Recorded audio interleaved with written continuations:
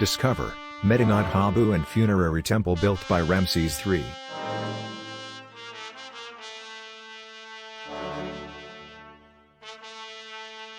Ramses III's magnificent memorial temple of Medinat Habu, fronted by sleepy Kom Lolah village and backed by the Theban mountains, is one of the West Bank's most underrated sites.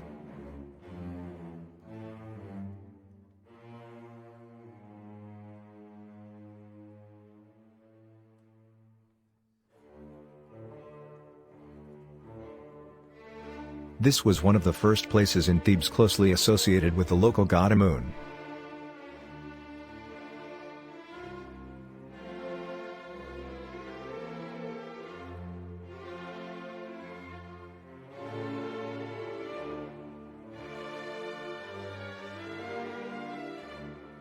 At its height, Medinat Habu contained temples, storage rooms, workshops, administrative buildings, a royal palace, and accommodation for priests and officials.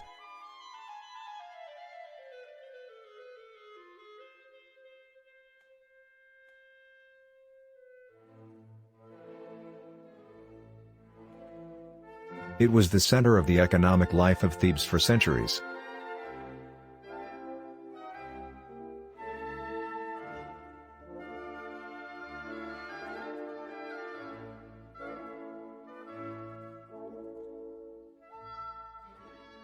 Although the complex is most famous for the funerary temple built by Ramses III, Hatshepsut and Thutmose III also constructed buildings here.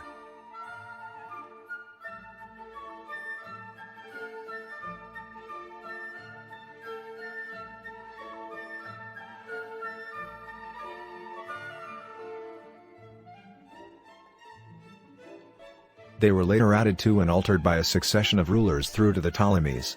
When the pagan cults were banned,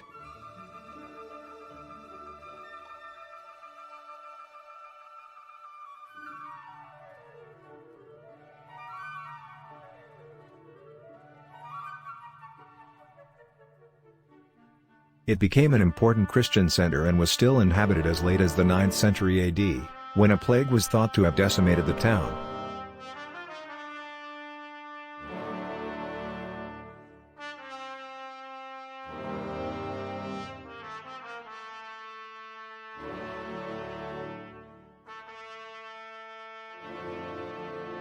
You can still see the mud brick remains of the medieval town that gave the site its name. Medina means town or city, on top of the enclosure walls.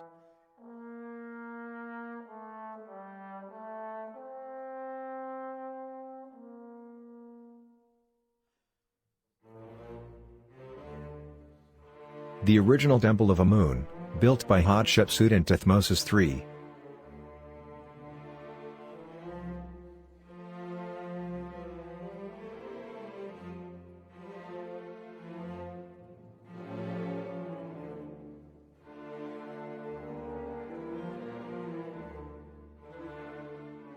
was later completely overshadowed by the enormous funerary temple of Ramses III, the dominant feature of Medinat Habu.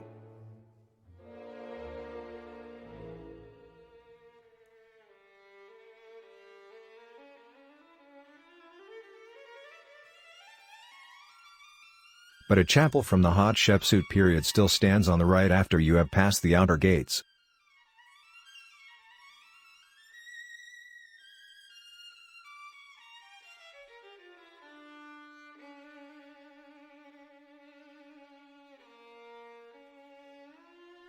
Ramses III was inspired in the construction of his shrine by the Ramesseum of his illustrious forebear, Ramses II.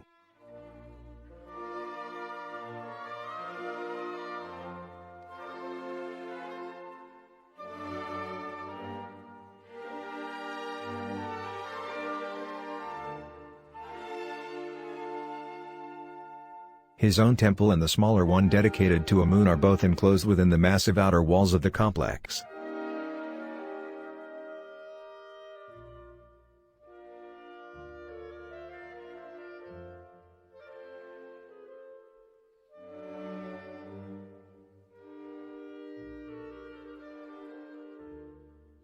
Also just inside, to the left of the gate, are the tomb chapels of the divine adorers, which were built for the principal priestesses of Amun.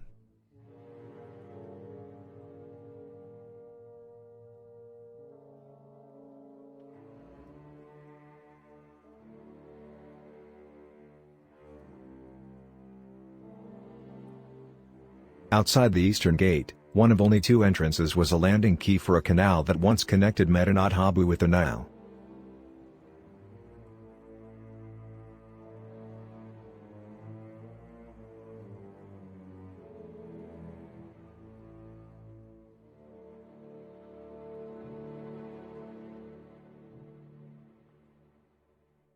You enter the site through the unique Syrian gate, a large two-story building modeled after a Syrian fortress.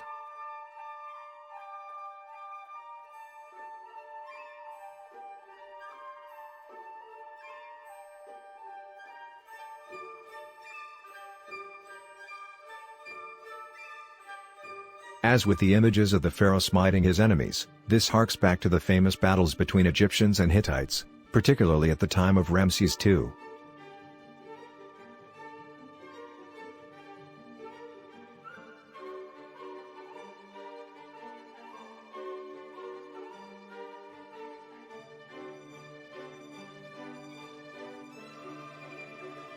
If you follow the wall to the left, you will find a staircase leading to the upper floors.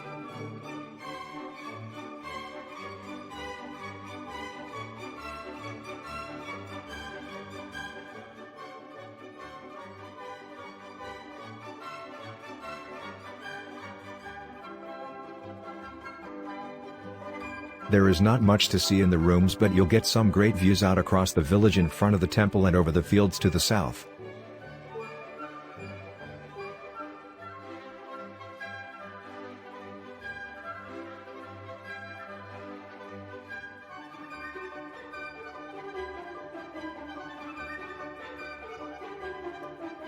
The well-preserved first pylon marks the front of the temple proper.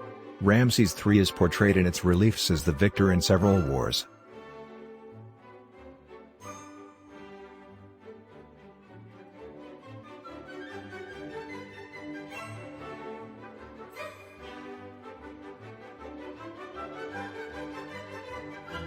Most famous are the fine reliefs of his victory over the Libyans, whom you can recognize by their long robes, sidelocks, and beards.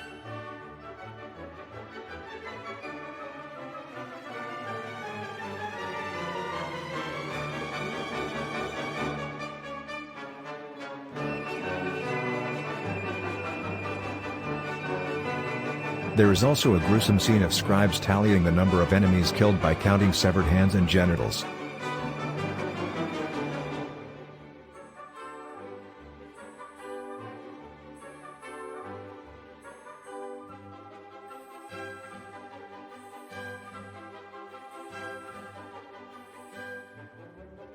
To the left of the first court are the remains of the pharaoh's palace. The three rooms at the rear were for the royal harem.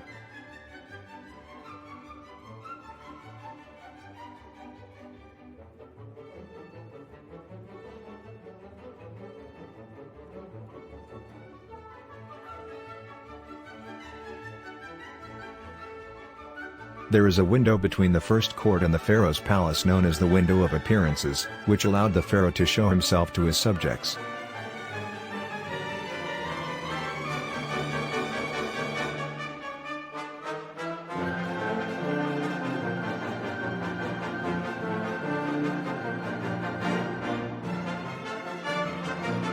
The reliefs of the second pylon feature Ramses III presenting prisoners of war to Amun and his vulture goddess wife, Mu.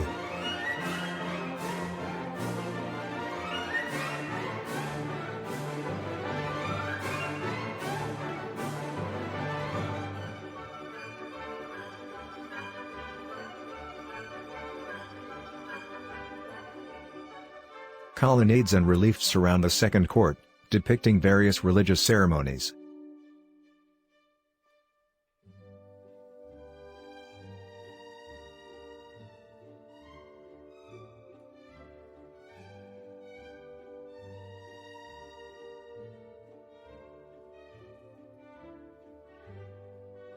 You will see the remains of an early Christian basilica as well as a small sacred lake.